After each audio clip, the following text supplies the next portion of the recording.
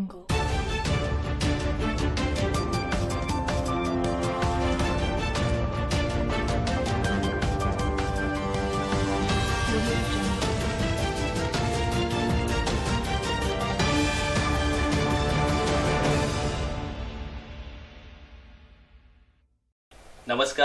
माता हिंगलाज टीव्ही बातमीपत्रात आपलं स्वागत। सुरुवातीला पाहूया दिवसभरातील काही ठळक घडामोडी।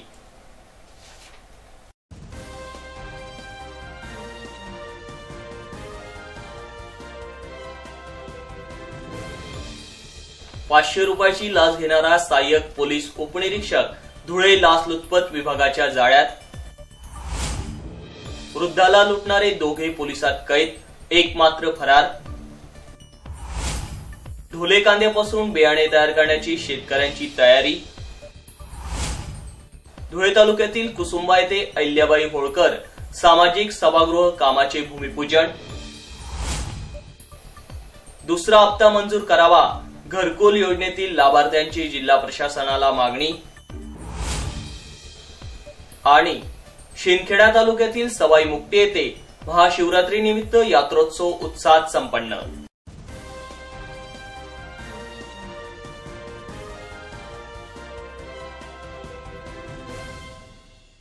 आता बघूया बातमीपत्र विस्ताराने।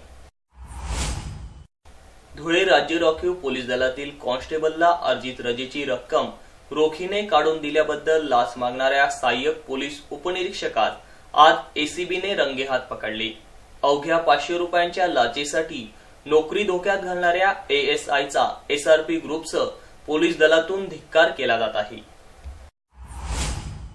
याबाबत मिळालेल्या माहितीनुसार धुळ्यात राज्य राखीव पोलीस बल गट क्रमांक 6 मध्ये कार्यरत असलेले पोलीस कॉन्स्टेबल यांनी सन 2018-19 या आर्थिक वर्षात अर्जित रजा घेतली होती। या रजेची रजा रोखीकरणांतर्गत ₹11,500 मिळाले होते। ही रक्कम जानेवारी महिन्यात मिळवून दिली म्हणून लेखनिक असलेले सहाय्यक पोलीस उपनिरीक्षक रणवीर सिंग देवालाल सिंग राजपूत हे कॉन्स्टेबलकडे ₹500 लाच मागत होते। सदर कॉन्स्टेबलला हे पैसे द्यावयाचे नसल्याने तो टाळाटाळ करीत होता। मात्र रणवीर सिंग राजपूत हे सतत तगादा लावत असल्याने अखेर या कॉन्स्टेबलने लाचलुचपत प्रतिबंधक विभागाकडे रीतसर तक्रार दिली। या तक्रारीची दखल घेत आज सापळा रचत राजपूत यांना ₹500 लाच घेताना एसीबीने रंगेहात पकडले। ही कारवाई लाचलुचपत प्रतिबंधक विभागाचे अतिरिक्त पोलीस अधीक्षक डॉक्टर श्रीकांत परोपकारी, नाशिक परिक्षेत्राचे अप्पर पोलीस अधीक्षक निलेश सोनवणे, धुळ्याचे पोलीस उपअधीक्षक सुनील कुराडे यांच्या मार्गदर्शनाखाली करण्यात आली। धुळे शहराच्या देवपूर भागातील टेलिफोन कॉलनीत मारहाण करून वृद्धाला लुटणाऱ्या तिघांपैकी दोघा चोरट्यांना पोलिसांनी घटना घडल्यानंतर अवघ्या काही मिनिटात पाठलाग करून पकडले, मात्र त्यांचा एक साथीदार फरार झाला। मिळालेल्या माहितीनुसार देवपुरातील नेताजी नगर येथे राहणारे एसटी महामंडळ विभागातून सेवानिवृत्त झालेले देविदास नथू पवार देवपुरातील दत्त मंदिर येथील कृष्णा डेअरीतून दूध घेऊन जात असताना त्यांना शनी मंदिराजवळील समता मेडिकल शेजारी मोटरसायकलवर बसलेल्या तिघांनी थांबवून त्यांना शिवीगाळ केली व त्यांच्या खिशातील पैशांची व मोबाईलची मागणी केली। तसेच त्यांना मारहाणही करण्यात आली। त्यात गर्दी जमल्याने त्यांनी तेथून पळ काढला। एवढ्यावरच समाधान न मानता या तिघांनी पवार यांना रस्त्यावरील कुलकर्णी सरांच्या घराजवळ अडवून त्यांच्या खिशातून ₹2000 व खिशातील मायक्रोमॅक्स कंपनीचा मोबाईल बळजबरीने हिसकावून घेण्याचा प्रयत्न केला। असे करीत असताना पवार यांनी आरडाओरडा केली, त्यामुळे परिसरातील नागरिक मदतीसाठी धावून आले। त्यामुळे ते चोरटे पसार झाले। या प्रकाराची दखल घेत परिसरातील नागरिकांनी देवपूर पोलिसांशी संपर्क साधला। तेवढ्यात पोलीस घटनास्थळी येऊन परिसरातील नागरिकांना पोलिसांनी रेकॉर्डवरील फोटो दाखवले व पोलिसांनी त्या 3 इसमांपैकी 2 इसमांचा पाठलाग करत त्यांना पकडले। त्यात अक्षय सुरेश चव्हाण वय 21, राहुल सुनील घोडे वय 18, दोन्ही राहणार वाडी होकर रोड, दैठण नगर, झोपडपट्टी असे असून पैकी सागर सुनील पानपाटील वय 22 राहणार राजवाडा, बाबासाहेब आंबेडकर पुतळ्याजवळ वलवाडी हा पळून गेलाय। ताब्यात घेतलेल्या 2 जणांकडून लाल काळ्या रंगाची MH41 N8458 या क्रमांकाची बजाज कंपनीची पल्सर गाडी हस्तगत करण्यात आली। या तिघांविरुद्ध देवपूर पोलीस ठाण्यात गुन्हा नोंदवण्यात आलाय। मी देवीदास नामू पवार आज दिनांक 5/3/2019 रोजी दत्त मंदिर परिसरातून कृष्णा डेअरी येथून दूध घेऊन घराकडे सायकलीने जात असताना समता मेडिकलजवळ मोटरसायकलवर 25 ते 30 वयोगटातील मुले आली। त्यांनी माझ्या सायकलीत मागील बाजूस ठोस दिली व म्हणाले की म्हाताऱ्या चिनालच्या तू काय घेऊन चालला आहेस, तू आम्हाला पैसे दे, तुझ्या खिशात किती पैसे आहेत, तुझा मोबाईल दे, नाहीतर तुझा हात मोडून टाकू। त्यावर त्यांनी माझ्या डाव्या हाताच्या दंडाला त्यांनी मला धक्काबुक्की करण्याचा प्रयत्न केला, मारहाण केली। मी घाबरलो व समता मेडिकलचे मालक सुधीर भाऊ यांना घडलेला प्रकार सांगितला। सुधीर भाऊंनी त्यांच्यासोबत 3 मुले पाठवली व तेवढ्यात मी उज्ज्वल कुलकर्णी साहेब यांच्या घराकडून जात असताना परत त्यांनी मला तिथं गाठले व त्यांनी त्या ठिकाणी मला परत सायकलीला ठोस देऊन त्यांनी तिथं मला खाली पाडले। खाली पाडल्यानंतर परत माझ्या खिशातून त्यांनी 500च्या 4 नोटा हिसकावून घेतल्या। तेवढ्यात मी आरडाओरड केला। आरडाओरड केल्यानंतर परिसरातील मंडळी तिथं जमा झाली व त्यांनी माझा बचाव केला। त्यामुळे माझी सुटका झाली। नंतर परिसरातल्या लोकांच्या मदतीने मी घडलेला प्रकार उज्ज्वल कुलकर्णी यांना सांगितला व पोलीस स्टेशनला फिर्याद दिली। मी वसंत मोतीराम चौधरी बोलतोय, टेलिफोन कॉलनी परिसरात राहतो। माझी मिसेस दूध घेण्याकरता गेली असता तिला तोंडावर ते हाताने मारहाण केल्या आणि मोबाईल वगैरे चोरीस नेला।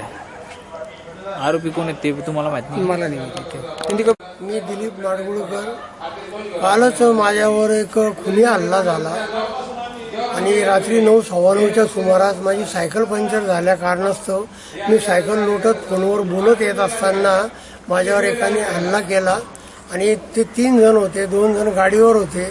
आजूबाजूचे लोक उठल्या कारणाने नंतर ते पळून गेले। हे जे आरोपी होते का? तेच आरोपी होते। हेच होते ना? हो, हेच होते। आणि त्यांची गाडी पण मी डिक्टेट केली, मी ओळखली की हीच गाडी होती त्यांची। त्यांनी काय काय केलं तुमच्यासोबत? माझा फोन हिसकवण्याचे त्यांनी खूप प्रयत्न केला, मला पण पाडलं, मला पण थोडं घसडे लागले आणि जाताना मला दगड मारला। परमेश्वर कृपेने मला तो न लागल्यामुळे मी बचावलो। नाव काय तुमचं? दिलीप सखाराम माडगुळकर। सदर प्रकार लक्षात आल्यानंतर बाहेर आरडाओरड झाली। मी घरातच होतो, तात्काळ बाहेर आलो तेव्हा ते 3 जण मोटरसायकलवर पुढे पळत गेले। त्यानंतर बाबा खाली पडलेले होते, सायकली पडलेली होती, त्यांना उचलून आम्ही त्यांना काय लागलं याची विचारपूस केली। नंतर तात्काळ श्री धुळे जिल्ह्याचे SP साहेब यांना तात्काळ फोन केला, त्यांनी ती दखल घेतली आणि तात्काळ जे देवपूर पोलीस स्टेशनचे अधिकारी आहेत गांगुर्डे साहेब, त्यांनी ती दखल घेऊन गांगुर्डे साहेब स्वतः तिथे आले, पोलिसांचा फौजफाटा पाठवला। त्यानंतर तात्काळ आरोपींना पकडून पोलीस स्टेशनला आणून आता फिर्याद नोंदवण्याचं काम चालू आहे। किती आरोपी पकडले? 2 आरोपी पकडले, 1 फरार आहे। धुळे तालुक्यातील चौगाव परिसरात ढोले पीक बहरत आहे। यातून आगामी खरीप हंगामासाठी कांद्याच्या बियाणांची निर्मिती होणार असून स्वतः बियाणे तयार करण्याकडे येथील शेतकऱ्यांचा कल वाढत चालल्याचं चित्र दिसून येत आहे। खरीप हंगामात चौगावसह संपूर्ण परिसरात मोठ्या प्रमाणावर कांद्याची लागवड केली जाते। यासाठी बियाण्यांची आतापासूनच शेतकऱ्यांनी तयारी सुरू केली आहे। बाजारातील बियाणांवर येथील शेतकऱ्यांचा भरोसा उरलेला नाही। बोंडअळीने घात केल्यामुळे स्वतः बियाणे तयार करण्याकडे येथील शेतकऱ्यांचा कल दिवसेंदिवस वाढत आहे। कांदा बियाण्यातही फसगत होत असल्याचा प्रकार समोर येत असल्यामुळे व बरेच शेतकरी नाडले गेल्यामुळे खरीपातील निघालेल्या कांद्यातून चांगल्या मोठ्या आकाराचा लाल चमकदार कांदा निवडून त्याचे ढोले पीक येथील शेतकरी घेतात व त्यापासून स्वतः बियाणे तयार करतात। गेल्या वर्षी बोंडअळीमुळे शेतकरी चांगलाच नाडला गेला, त्यामुळे आगामी संपूर्ण वर्षाचं उदरनिर्वाहाचं गणितच कोलमडलं। असा प्रकार कांदा पिकात होऊ नये म्हणून येथील शेतकरी कांद्याचे बियाणे स्वतः तयार करत असून ते सध्या बहरलेलं दिसून येत आहे। अधिक माहिती चौगाव येथील शेतकरी राजेंद्र गंगाराम बाविस्कर, अशोक राजाराम बोरसे यांनी माता हिंगलाज वृत्तवाहिनीशी बोलताना दिली. माझे नाव राजेंद्र गंगाराम बाविस्कर, राहणार चौगाव, तालुका जिल्हा धुळे. मी दरवर्षी 2 बिघे तर 3 बिघे एवढे कांदे लागवड करतो. मग मला कांदे बियाण्यासाठी दुकानावर जाऊन कांद्याचे बियाणं घ्यावं लागतं. पण त्यावेळेस एखाद्या वेळेस असं होऊ शकतं की फसवेगिरी होऊ शकते. म्हणून आम्ही 2 ते 3 बिघेमध्ये जो कांदा लागवड केलेली आहे त्याच्यामध्ये 50 ते 60 mm जो कांदा आहे तयार झालेला तो काढून घेतो. तो काढून आम्ही 2 ते 3 गुंठ्यांमध्ये त्याची लागवड करतो. मग आम्ही त्याला पहिले त्या 2-3 गुंठ्याला नांगरटी करून घेतो. नांगरटी केल्यानंतर त्याच्यामध्ये खत टाकतो, परत नांगरून देतो, परत वखरणी करतो. वखरणी केल्यानंतर मग आम्ही बेड पाडतो त्याला. मकीच्या टाईप, मकाला जसं आपण बेड पाडतो त्या टाईपने आम्ही बेड पाडून मग 1 ते 2 फुटावर त्या बेडवर आम्ही त्या झिगझॅग पद्धतीने लागवड करतो. लागवड झाल्यानंतर पाण्याचे डोस चालू असतात. त्यानंतर 1 महिन्यामध्ये तिथं तण वगैरे उगतं. मग आम्ही खुरपणी करून घेतो. खुरपणी केल्यानंतर त्याला जीवामृतचे डोस देतो, परत खत वगैरे सोडतो. परत त्याच्यानंतर यावर्षी कांद्याच्या बियाण्यासाठी मधमाशीचं प्रमाण कमी झालेलं आहे. कारण थंडी जास्त असल्यामुळे मधमाशी कमी प्रमाणात येते. म्हणून आम्ही त्याच्यासाठी गूळ, ताक याची फवारणी दर 10 दिवसात करत असतो. म्हणून यावर्षी जे कांद्याचे बियाण्याचं उत्पन्न वाटतंय ते अगदी भरघोस दिसतंय की यावर्षी कांद्याचं बियाणं स्वतःच्या घरासाठी बियाणं तयार करण्यासाठी जे काही ढोल्या दिसतोय तो खूप प्रमाणात आलेला आहे. आणि आम्हाला दुकानावर जाऊन बियाणं घ्यायची काही गरज दिसत नाही आहे. कारण याला जीवामृतचे डोस, परत ताक, परत गूळ याचं जी फवारणी करतो त्याच्यामुळे उत्पन्न वाढू शकतं आणि आपल्या घरासाठी खूप बियाणं येऊ शकेल असा माझा अंदाज आहे. म्हणून गावातील शेतकऱ्यांनी असे हजारो शेतकरी घरचे बियाणं कसं तयार होईल याच्या शोधात असतात. आणि ते स्वतः आमच्या गावातील सर्व शेतकरी असे हजारो शेतकरी आहेत, त्यांनी स्वतःचे प्लॉट तयार केलेले आहेत, स्वतःच्या घरचं बियाणं तयार करतात. विकत घेण्याची गरज नाही. म्हणून शेतकरी बांधवांनी हे बियाणं पाहून आपलं स्वतःचं बियाणं कसं तयार होईल हे शेतकरी बांधवांनी लक्षात घ्यायला पाहिजे. म्हणून पुढच्या हंगामासाठी आपल्याला बी लागवड करण्यासाठी आपण नोव्हेंबरमध्ये ह्याची लागवड करतो. मग ते लागवड झाल्यानंतर आपल्या पुढच्या वर्षी आपल्याला बियाणं तयार होणार. याच्यासाठी अशोक राजाराम बोरसे, राहणार चौगाव, तालुका जिल्हा धुळे. मी मधमाशा येण्यासाठी मी गूळ आणि ताक यांचा फवारा मारतो. जीवामृतचा फवारा मारतो हे करून. आणि परत हे मधमाशा मरायला नाही पाहिजे म्हणून सप्तपर्णी अर्क याचा फवारा मारतो. जेणेकरून मला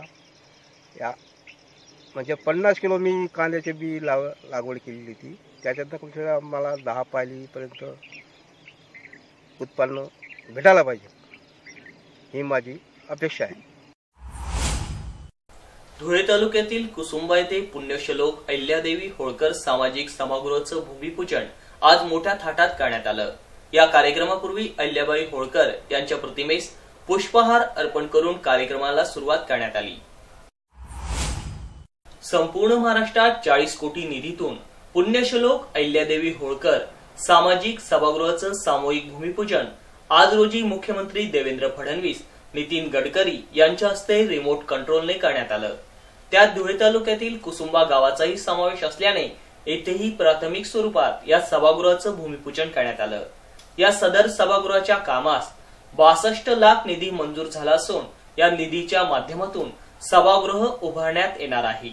खासदार डॉक्टर विकास महात्मे यांच्या निधीतून राज्यातील 6 गावांपैकी कुसुंबा येथे 62 लाखांचा निधी मंजूर झालाय। यावेळी प्रकाश परदेशी, दीपक परदेशी, समाजपंच महादू परदेशी, मुकेश धनगर, माजी पोलीस पाटील नानाजी परदेशी, माजी ग्रामपंचायत सरपंच गेंदा परदेशी, नारायण परदेशी, ग्रामपंचायत सदस्य राजू पहलवान, गोटन परदेशी, ज्ञानेश्वर परदेशी, माजी ग्रामपंचायत उपसरपंच अरुणा परदेशी, ग्रामपंचायत सदस्य रितेश परदेशी, निंबा धनगर, कमलेश परदेशी, विक्की परदेशी तसेच भाजपाचे नेते अरविंद जाधव, उमदने अण्णा आदी मान्यवर पदाधिकारी ग्रामस्थ मोठ्या संख्येने उपस्थित होते। या संपूर्ण महाराष्ट्रात अहिल्यादेवी होळकर सांस्कृतिक भवनाचं भूमिपूजन एकाच दिवशी एकाच वेळी संपूर्ण महाराष्ट्रामध्ये माननीय नितीनजी गडकरी साहेब आणि माननीय मुख्यमंत्री महोदय देवेंद्रजी फडणवीस साहेब यांच्या हस्ते आज नागपूरला शुभारंभ होतोय। त्या अनुषंगानं आपल्या इथं कुसुंबा येथे सुद्धा पद्मश्री खासदार डॉक्टर विकास महात्मे साहेब यांच्या सहकार्यातून, यांच्या अनमोल सहकार्यामधून आपल्या कुसुंबा गावाचा समावेश, या महाराष्ट्रामधून आपल्या कुसुंबा गावाचा समावेश झाला आणि आपल्या कुसुंबा गावाला सुद्धा एक भव्यदिव्य असं पुण्यश्लोक अहिल्यादेवी होळकर सामाजिक सभागृहाला 62 लाख रुपये या ठिकाणी मंजूर करण्यात आले। एवढा मोठा निधी आजपर्यंत आपल्याला कधी मिळालेला नव्हता आणि आपल्या सर्वांसाठी आजचा दिवस खूप महत्त्वपूर्ण आहे आणि म्हणून त्या कार्यक्रमाचा शुभारंभ करण्यासाठी आज भारतीय जनता पार्टीचे जिल्हा उपाध्यक्ष प्राध्यापक अरविंद जाधव सर, धनगर समाज संघर्ष समितीचे महाराष्ट्राचे प्रदेश उपाध्यक्ष आदरणीय अण्णासाहेब पंडित अण्णा मदने आणि उपस्थित सर्व समाज बांधव, आपले समाजाचे अध्यक्ष आदरणीय श्री निंबा पांडू परदेशी, उपस्थित श्री माधवआबा परदेशी, आमच्या ताई ज्यांच्या सहकार्याने, ज्यांची खूप दिवसापासूनची इच्छा होती की या ठिकाणी समाज भवन उभं राहावं आणि ज्यांनी त्यांच्या स्वखर्चातून ज्यांनी हे सर्व वॉल कंपाऊंड वगैरे आपल्याला करून दिलेले होते ते आपल्या ताई जिजाताई परदेशी, उपस्थित सर्व समाज बांधव, कुसुंब्याचे आपले माजी सरपंच गेंदा नाना यांच्या सगळ्यांच्या सहकार्यातून, आपल्या सगळ्यांच्या सहकार्यातून आपलं हे काम मोठं उभं राहतंय आणि त्या अनुषंगाने आजचा हा दिवस आपल्यासाठी महत्वाचा आहे। याच्या आज आपण सर्वजण या ठिकाणी आलात आणि ज्ञानेश्वर व उत्तर महाराष्ट्र धनगर महासंघाचे आपले संस्थापक अध्यक्ष ज्यांचे पाठपुरावा केला, कारण ज्ञानेश्वर भाऊचं इतकं मोठं योगदान आहे की त्यांनी खूप दिवसापासून विकास महात्मे साहेबांसोबत आणि पंडित अण्णा मदने यांनी सुद्धा या दोघींनी आपल्या गावाला हे भवन उभं राहावं याच्यासाठी पाठपुरावा केलेला होता आणि त्यांच्या प्रयत्नांना अखेर आज यश आलेलं आहे।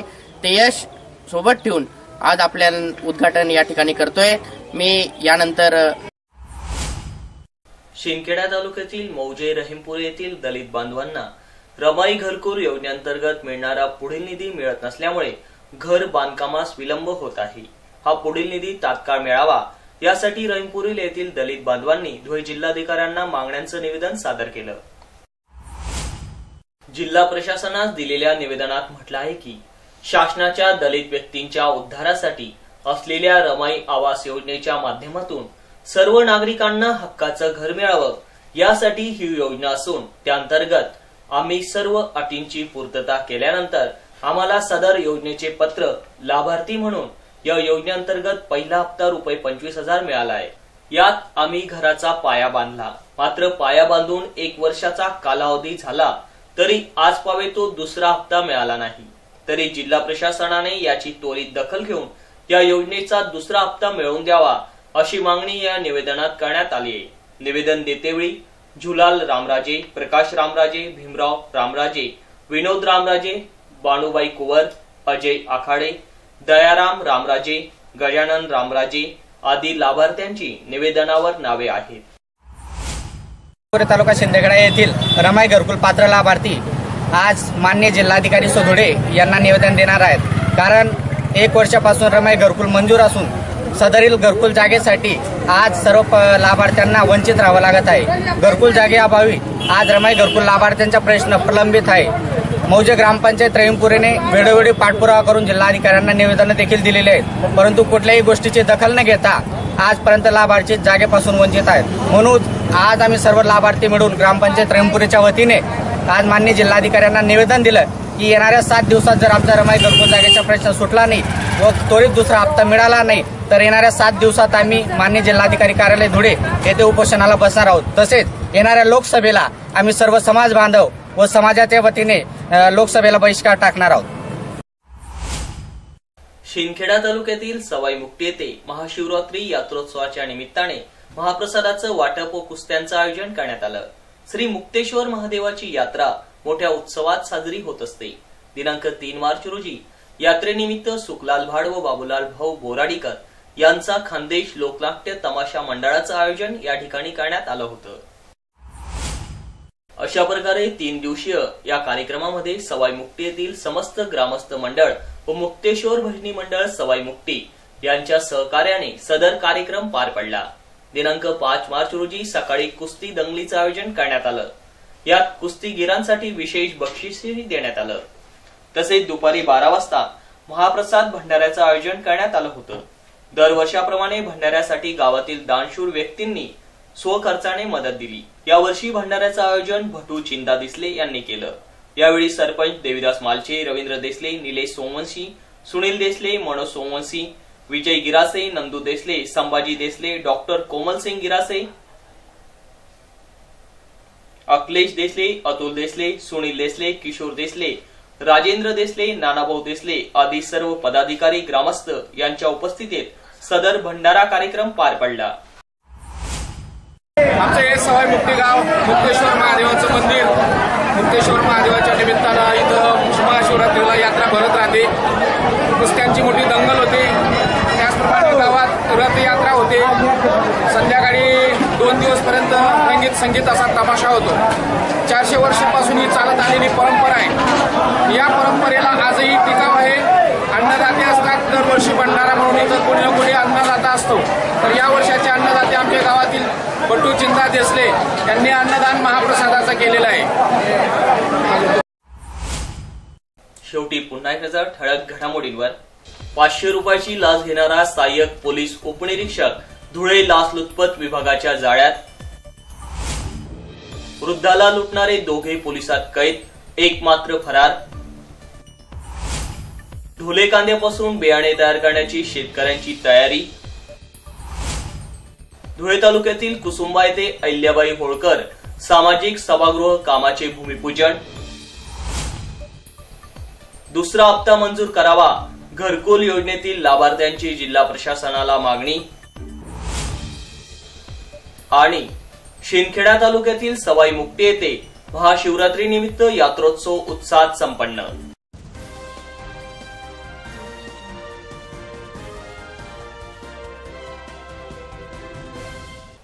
आणि याचबरोबर माता हिंगलाज टीव्हीचं बातमीपत्र संपलं. पुन्हा भेटूया पुढील बातमीपत्रात. तोपर्यंत पाहत राहा फक्त माता हिंगलाज टीव्ही. जय हिंगलाज.